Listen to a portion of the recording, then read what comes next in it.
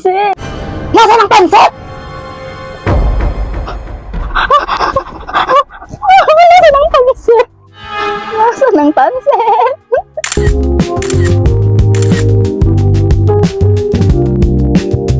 Ayun.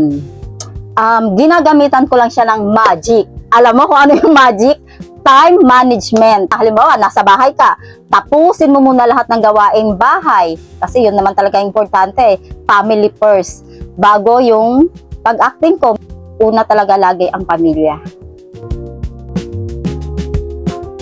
Inspirasyon, dahil yon sa pamilya, particular na yung sa dalawa kong anak, kay Jaster tsaka kay Gerald.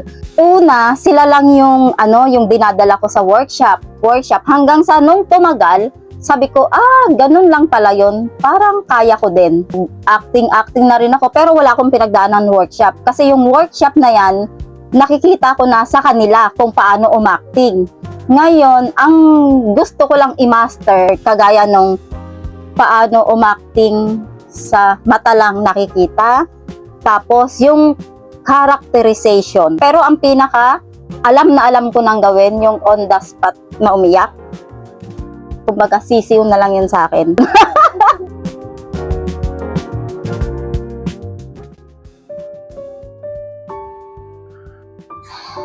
Parang naiyak ako doon. Nanay yung role ko doon, tapos bulag ako. Yung parang wala akong magawa para matulungan yung anak ko. Kaya yun yung pinaka-memorable na character na nagampanan ko. Huwag kayong matakot sumubok ng bago. Kung saan kayo mag-grow na sa palagay nyo, yun naman talaga yung passion nyo. Ang pangarap, wala naman status yan eh. Kung matanda ka na ba, bata, may ngipin o wala, yun nga yung pinaka-importante doon, ang pangarap.